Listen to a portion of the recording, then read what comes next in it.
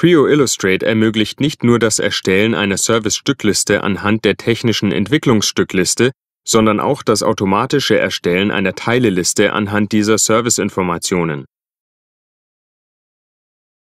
Beachten Sie die übergreifende Hervorhebung in der Teileliste und der Bildschirmansicht. Wir können ganz einfach zusätzliche Spalten auf Grundlage der Metadaten aus Creo Illustrate einfügen. Hier fügen wir der Teiletabelle ein Beschreibungsfeld hinzu.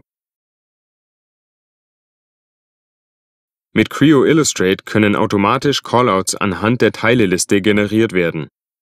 Wir können die Teileliste durch Auswählen von Konfigurationssätzen verändern. Wie Sie sehen, wurden die Callouts automatisch geändert und Hinweislinien zu jedem Teil im Konfigurationssatz erzeugt.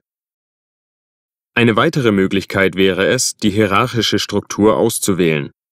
Auch dabei werden Callouts für die Konfigurationssätze generiert, es gibt jedoch auch individuelle Callouts für die in den Konfigurationssätzen enthaltenen Teile. Der Callout-Stil kann schnell und einfach geändert werden. Creo Illustrate bietet umfassende Funktionen für Teilelisten, die äußerst benutzerfreundlich sind und dynamisch aktualisiert werden können.